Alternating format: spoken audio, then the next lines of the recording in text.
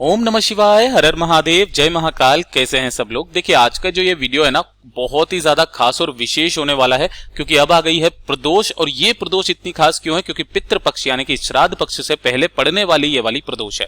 अगर आपके घर में धन संपदा की बहुत ज्यादा कमी है, माता लक्ष्मी जी का वास आपके घर में नहीं है, रिद्धि सिद्धि माता का घर में आपके वास नहीं है, या फिर आपकी कोई मनोकामना है जो काफी समय से पूरी नहीं हो रही है ना, तो इस दिन इस उपाय को करना मत भूल जाइएगा। पूज्य गुरु जी की कथा से सुन करके और समझ करके पूरे उपाय को बड़े ही विस्तार से बताऊंगा। परंतु उससे पहले आप सबसे एक छोटी सी गुजारिश करूंगा कि जो लोग पहली बार आए हैं चैनल को जरूर सब्सक्राइब कीजिएगा और वीडियो को लाइक करके महादेव जी का कोई सा भी प्यारा नाम कमेंट बॉक्स में लिखना मत भूलिएगा। पूज्य गुरु जी ने अपनी इस कथा में यह भी कहा था कि एक बार प्रैक्टिकल करके तो देखना, प्रैक्टिकल करने में क्या जाता है, मेरा बाबा जो झोली भरकर आपको देगा वो वही जानता है। मात्र आपको कनेर का फूल लेना है, 2 जगह समर्पित करना होगा और कुछ ही समय में आपको इसका असर भी दिखाई देने लग जाएगा। इस पूरे वीडियो के अंदर हम लोग 3 महा उपायों के बारे में बात करेंगे जो कि आपकी अलग अलग मनोकामना पूर्ति के लिए सिद्ध होंगे। पहला, आपकी धन संपदा यानी कि धन की अगर कमी है बहुत ज्यादा घर में, है ना, या फिर आपकी कोई मनोकामना है जो पूरी नहीं हो रही है, उसके लिए होगा। साथ ही साथ अगर आपकी किस्मत आपका साथ नहीं दे रही है, आपको लगता है कि आप बहुत बदकिस्मत है, जिस कार्य में हाथ डाल रहे हैं सफलता नहीं मिल रही है, तो सफलता पाने के लिए उस उपाय को जरूर कीजिएगा। ठीक है, सबसे पहले बात कर लेते हैं पहले वाले उपाय की तरफ। पहला वाला उपाय किन लोगों को करना है, उन्हें करना है जिनकी कोई कामना है, कोई हृदय की बात है जो पूरी नहीं हो रही है, मनोकामना पूर्ति के लिए। अब सबसे पहले ये चीज ध्यान दीजिएगा कि जो ये वाला उपाय है ना, पूज्य गुरुजी ने कहा कि आप एक नियम बना करके साथ करना। अगर आपने नियम को उल्टा कर दिया तो आपका उपाय पूरा नहीं होगा। आप चाहे कितनी भी बार इस उपाय को कर लेना, अगर आपने गलती कर दी तो आपकी कामना पूरी नहीं होगी। इसलिए ध्यान से सुनना। आपको लेने होंगे इस तरीके से 2 कनेर के फूल। ठीक है ना। किस दिन करना है उपाय, प्रदोष के दिन करना है। सुबह करना चाहो सुबह कर लो, शाम को करना चाहो शाम को कर लो, कोई दिक्कत नहीं है। 2 कनेर के फूल लेना, पीले वाले, और कोई से भी रंग के नहीं। और 1 लोटा लेना शुद्ध जल अपने घर का, और कुछ नहीं चाहिए। 1 लोटा शुद्ध जल अपने घर का ले लेना और इसे लेकर के पहुंच जाना देवादिदेव महादेव जी के मंदिर शिवलिंग के पास में। जब यहां पर आप पहुंचोगे, आप उत्तर दिशा नॉर्थ डायरेक्शन की तरफ मुंह करके खड़े हो जाना।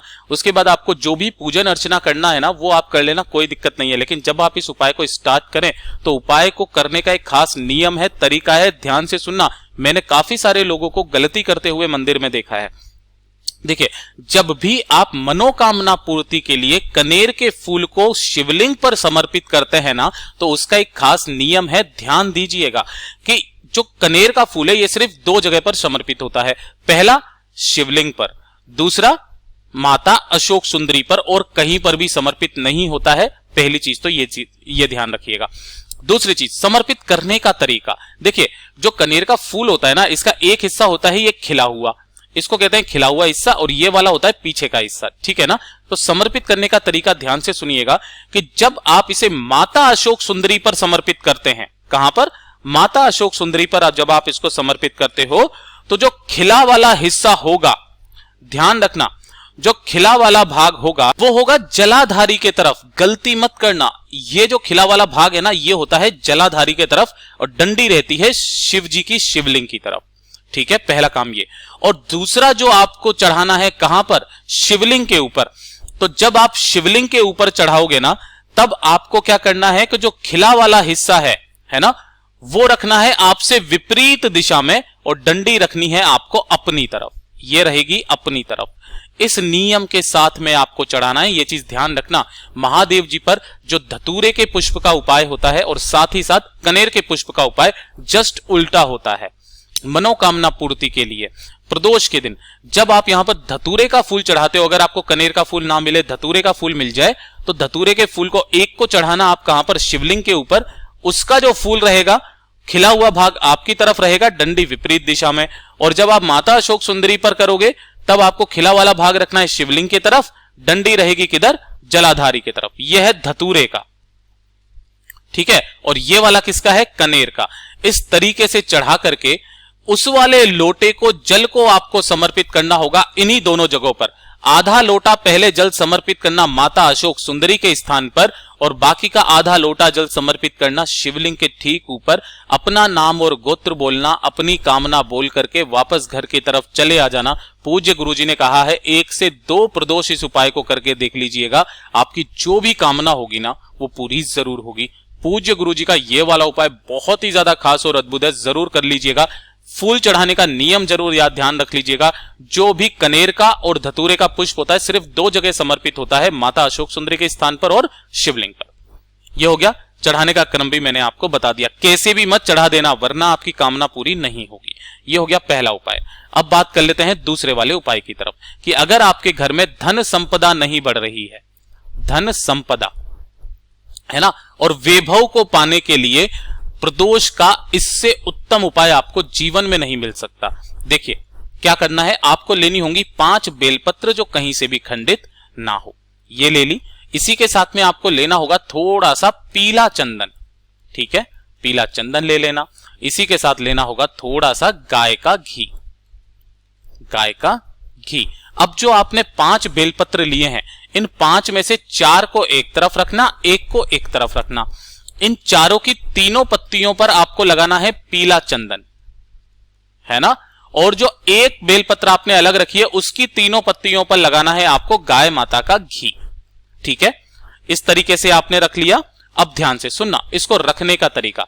एक कटोरी के अंदर इन 5 बेलपत्रियों को रख देना। कैसे रखना है, नीचे की तरफ 2 पीली वाली, पीले चंदन वाली, बीच में घी वाली और फिर उसके ऊपर 2 पीले चंदन वाली। इस तरीके से रखना इस कटोरी के अंदर। और इस कटोरी को आपको 3 स्थान पर कहीं पर भी आप रख सकते हो। अगर आप अपने व्यापार के लिए धन संपदा वैभव बढ़ा रहे हो तो अपने व्यापार करने वाली जगह पर आप रख दीजिए। दूसरा, आप अपने रसोई घर में जो परिंदा होता है उसके पास रख दीजिए।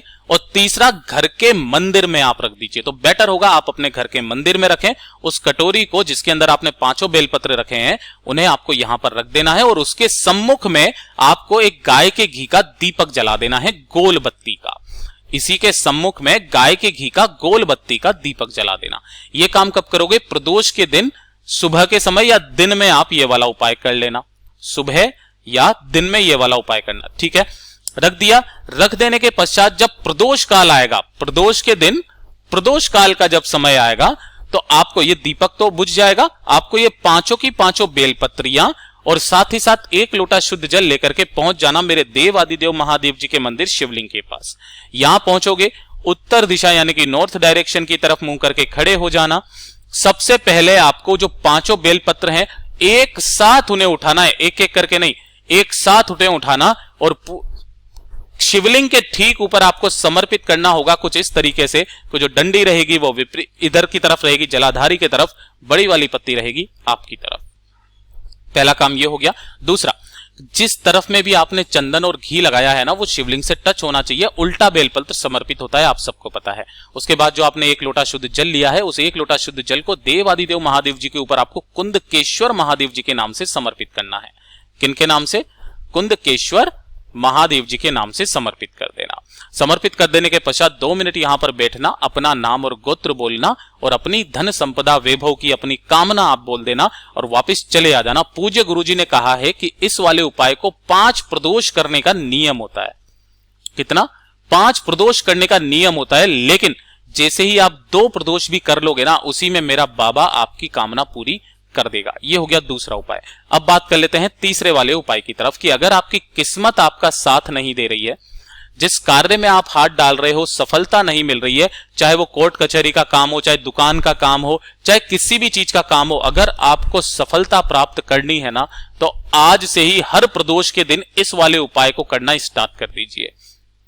क्या करना है, 1 लोटा शुद्ध जल लेना अपने घर का, ठीक है, अपने घर का शुद्ध जल लेना है, मंदिर का नहीं।